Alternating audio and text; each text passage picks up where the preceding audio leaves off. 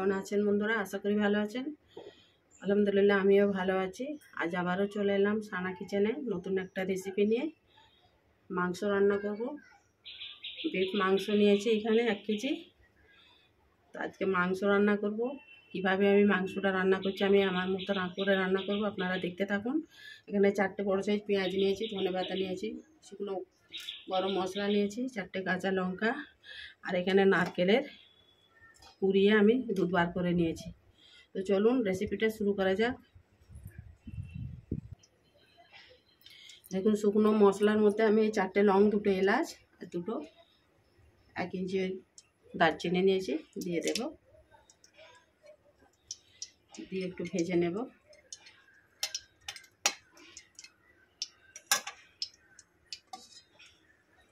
পেঁয়াজগুলো দিয়ে দেব।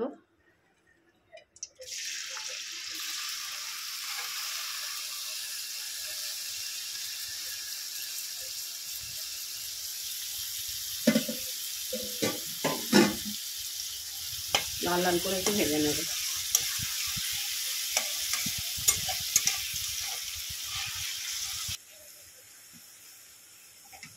দেখুন পেঁয়াজটা এই পর্যায়ে ভাজা হয়েছে।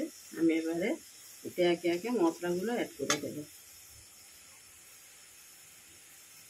আদা রসুনের পেস্ট দেব,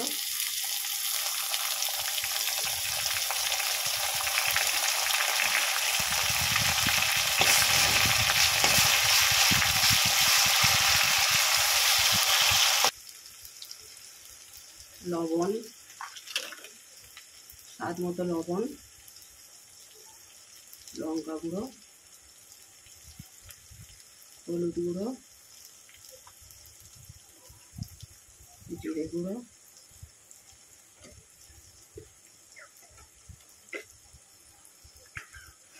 ধনে গুঁড়ো।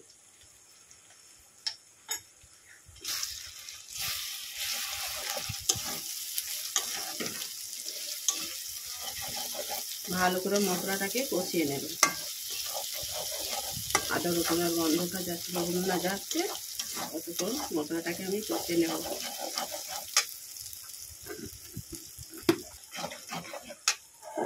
মাংসটা দিয়ে দেবো এবারে।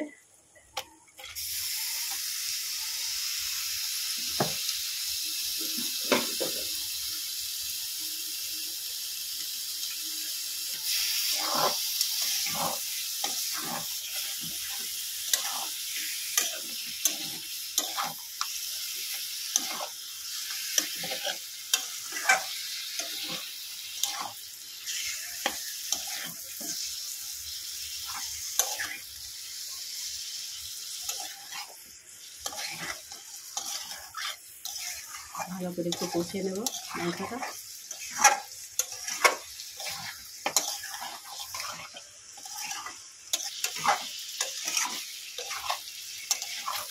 এখন আমার কষানো হয়ে গেছে। আমি এবারে নারকেলের দুধটা দিয়ে দেব। আমি এখানে জল ব্যবহার করব না, এই নারকেলের দুধ দিয়েই রান্না করব সম্পূর্ণ মাংসটা।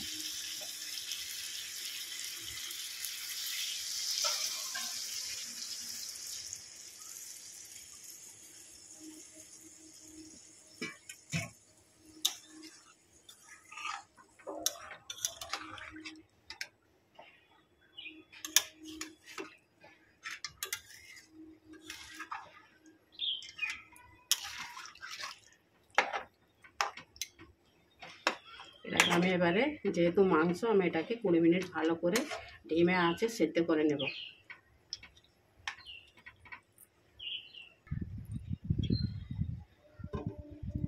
এটাকে সেদ্ধ করে নেব 20 মিনিট। 20 মিনিট পর ফিরে এলাম।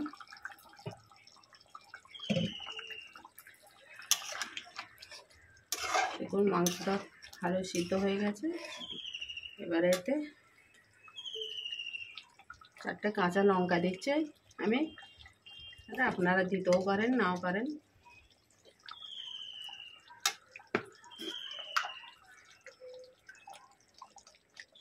গরম মশলা দিয়ে দেব।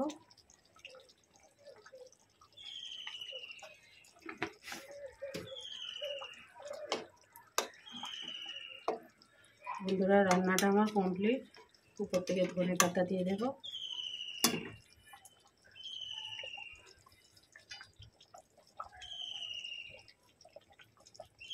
তো রান্নাটা কেমন হয়েছে কমেন্ট করে জানাবেন। নতুন বন্ধু হলে চ্যানেলটাকে সাবস্ক্রাইব করে দেবেন, যাতে আমার নতুন নতুন ভিডিও আপলোড করলে আপনার কাছে আগেই নোটিফিকেশান পৌঁছে যায়।